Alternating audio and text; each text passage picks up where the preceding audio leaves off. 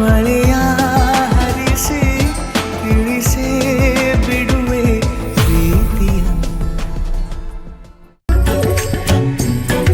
ನಮ್ ಕಾಲದಲ್ಲಿ ನಾವೆಲ್ಲ ಹೀಗಿರ್ಲಿಲ್ಲಪ್ಪ. ನಮ್ ಕಾಲದಲ್ಲಿ ನಾವ್ಯಾರು ಇಷ್ಟು ಫ್ರೀ ಆಗಿರ್ತಿಲ್ಲ ಬಿಡು. ಇದು ಒಪ್ಪೋ ಅಂತ ಮಾತು. ನಮ್ ಕಾಲದಲ್ಲಿ ಹಿರಿಯನ್ ಕಂಡ್ರೆ ಭಯ, ಭಕ್ತಿ, ಗೌರವ ಎಲ್ಲ ಇರ್ತಿತ್ತು. ಈಗ ಇವ್ರನ್ ಕಂಡ್ರೆ ನಮ್ಗೆ ಭಯ ಆಗತ್ತೆ.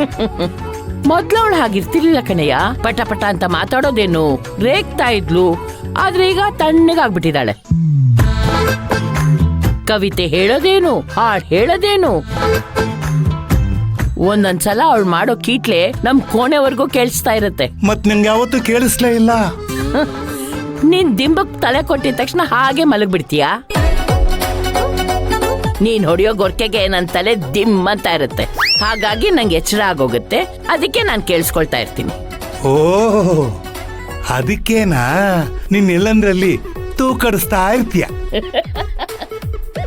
ಲಲಿತಾ, ಇನ್ ಮೇಲೆ ನಿನ್ ಕಿವಿಗೆ ಹತ್ತಿ ಇಟ್ಕೊಂಡ್ ಮಲ್ಕೋ. ಆದಷ್ಟು ಬೇಗ ಇದನ್ನ ನಮ್ಮ ಅಳಿಯನ್ ಗಮನಕ್ಕೆ ತರ್ತೀನಿ. ಇಲ್ಲ ಅಂದ್ರೆ ಇವರು ಈ ಮನೆನ ಪ್ರೇಮ ಲೋಕ ಮಾಡ್ಕೊಂಡ್ಬಿಡ್ತಾರೆ.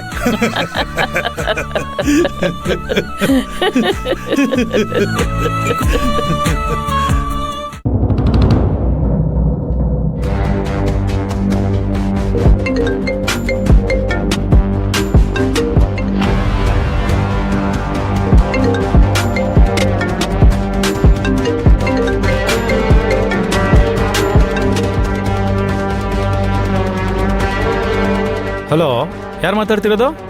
ಕಸ್ಟಮರ್ ಕೇರ್ ಇಂದ ಮಾತಾಡ್ತೀನಿ ಸರ್. ಕಸ್ಟಮರ್ ಕೇರಾ? ಯಾವ ಕಸ್ಟಮರ್ ಕೇರು? ಇದೇನ್ ರಾಕಿ, ನನ್ ಧ್ವನಿನೇ ಮರ್ತು ಬಿಟ್ಟಿದ್ಯಲ್ಲಪ್ಪ. ನಾನಪ್ಪ ಮ್ಯಾನೇಜರ್ ರಂಗಣ್ಣ.